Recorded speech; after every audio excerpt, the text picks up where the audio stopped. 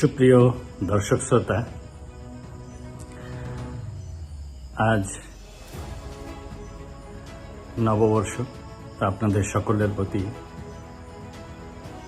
রইল আমার নববর্ষের শুভেচ্ছা ও অভিনন্দন।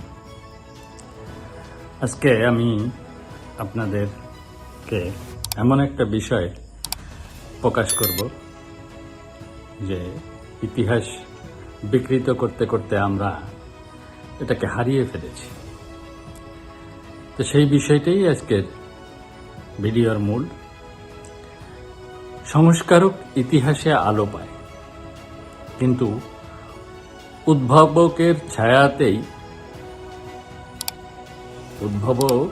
ছায়াতেই দাঁড়িয়ে থাকে। যে সময়কে সাজায় সে সংস্কারক, আর যে সময়কে প্রথম ধরতে শেখায় সেই উদ্ভাবক। শশাঙ্ক ও বাংলা বর্ষ আসল রহস্য কোথায়? শশাঙ্কের নাম বাংলা সনের সাথে যুক্ত করা হয়, কিন্তু প্রশ্ন হলো, তিনি কি সত্যি উদ্ভাবক নাকি সংগঠক? গভীরে গেলে শশাঙ্ক সময় গণনার উদ্ভাবক নন, বরং তিনি একটি চলমান জ্ঞানধারাকে রাষ্ট্রীয় বা প্রাতিষ্ঠানিক রূপ দেন। শশাঙ্ক কিভাবে বর্ষ গণনা অন্তর্ভুক্ত করলেন? প্রাচীন বঙ্গভূমি সৌর গণনা।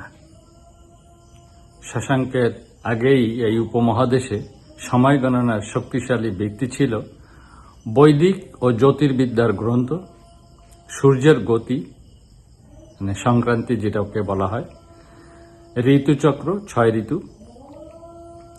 এই জ্ঞানধারা পাওয়া যায় সূর্য সিদ্ধান্ত এর মতো গ্রন্থে। এর মূল সূত্র ছিল সূর্য 12টি রাশিতে প্রবেশ করে 12 মাসে। সূর্যের এক পূর্ণ চক্র হয় 1 বছর। অর্থাৎ বর্ষ গণনা আগে থেকেই ছিল। শশাঙ্ক শুধু তা গ্রহণ করেন এবং তিনার যে রাজ্য ছিল সেই রাজ্যের প্রশাসনিকভাবে বা প্রাতিষ্ঠানিক রূপ দেন প্রশাসনিক কারণে। সেটাই বলছি, রাজনৈতিক প্রয়োজন থেকেই এই বর্ষ গণনার প্রয়োজন পড়ে। সেটা হলো রাজ্য ও কর ব্যবস্থা। শশাঙ্ক যখন গৌড়ের শাসক হন, তার প্রয়োজন হয় কৃষি নির্ভর সময়, কর আদায়ের নির্দিষ্ট চক্র, প্রশাসনিক একতা। তাই তিনি একটি নির্দিষ্ট সময়কে শুরু হিসাবে ধরেন এবং সেটাকে রাজ্যবর্ষ হিসাবে চালু করেন। ধারণা করা হয় তার সিংহাসন আরোহণ প্রায় 693-94 খ্রিস্টাব্দ থেকে। বঙ্গাব্দ ধরনের যে গণনা সেটা তখন থেকেই প্রচলিত হয়। স্থানীয় বাস্তবতার সাথে সংযোগ। বাংলা অঞ্চলের বা এই বঙ্গভূমি অঞ্চলের বৈশিষ্ট্য হল নদীমাতৃক, বর্ষা নির্ভর কৃষি, 6 ঋতুর বৈচিত্র্য। তাই সময় গণনা হতে হয় সূর্যভিত্তিক, কৃষিভিত্তিক, ঋতুভিত্তিক। শশাঙ্ক এই স্থানীয় বাস্তবতাকে রাষ্ট্রীয় সময়ের সাথে যুক্ত করেন। তিনি কোন সূত্রে গণনা শুরু করলেন?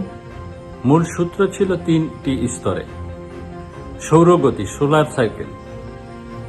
সূর্য এক রাশি থেকে অন্য রাশিতে যায়, প্রতিটি সংক্রান্তি নতুন মাস আসে, বৈশাখ শুরু হয় সূর্যের মেষ রাশিতে প্রবেশের মাধ্যমে। তো কৃষি চক্র, এগ্রিকালচার সাইকেল, বপন, বৃদ্ধি সমান ফসল।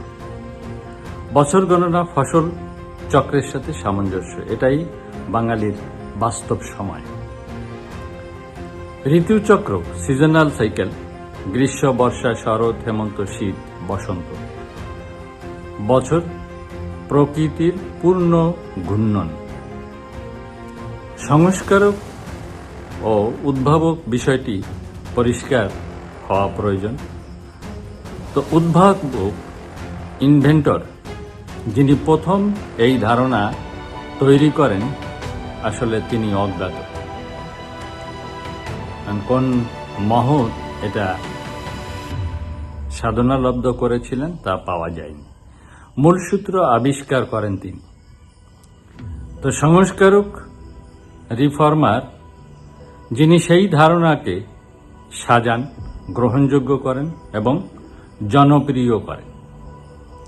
বাস্তব উদাহরণ, শশাঙ্ক সময় গণনা তৈরি করেননি, কিন্তু সেটাকে বঙ্গের বাস্তবতায়, মানে এই বঙ্গভূমির বাস্তবতায় রূপ প্রাতিষ্ঠানিকভাবে দিয়েছেন। আকবর বাংলা সন তৈরি করেননি, কিন্তু তিনিও সেটাকে প্রশাসনিকভাবে শক্তিশালী করে গিয়েছেন আর কি। যেটা চূড়ান্ত রহস্য, সেটা হলো সময় ছিল প্রকৃতির। সময়টা কার ছিল? প্রকৃতির ছিল। মানুষ শুধু তাকে বুঝে নাম দিয়েছে। শশাঙ্ক সময় বানাননি, তিনি সময়কে বাঙালির করে তুলেছেন। আকবর সময় সৃষ্টি করেননি, তিনি সময়কে শাসনের উপযোগী করেছেন। তো বাঙালিয়ানা আধ্যাত্মিক দৃষ্টিতে সময় কোনো ক্যালেন্ডার না, সময় হলো প্রকৃতির শ্বাস প্রশ্বাস। মানুষ যখন প্রকৃতির সাথে থাকে, সঠিক সময় সেটা, যখন বিচ্ছিন্ন হয়, বিভ্রান্ত সময় সেটা। তাই বাংলা সন শুধু সংখ্যা না, এটা প্রকৃতি ও মানুষের মিলনের ভাষা। আপনি সময় গোনেন ক্যালেন্ডারে, কিন্তু প্রকৃতি সময় গোনে আপনার জীবনে। যে সময়কে বুঝে না, সে শুধু বছর বদলায়, জীবন বদলায়। এই ছিল আজকের বিষয়, নববর্ষ কালীন আমাদের বর্ষ। এই বাংলা নববর্ষ নিয়ে যথেষ্ট রকমের বিভ্রান্তি আছে, পক্ষাপক্ষি আছে, টানাটানি আছে। তাই আপনাদের উদ্দেশ্যে এই ভিডিওটি দিলাম। ভালো লাগলে শেয়ার করবেন এবং সাবস্ক্রাইব করে পাশে থাকবেন।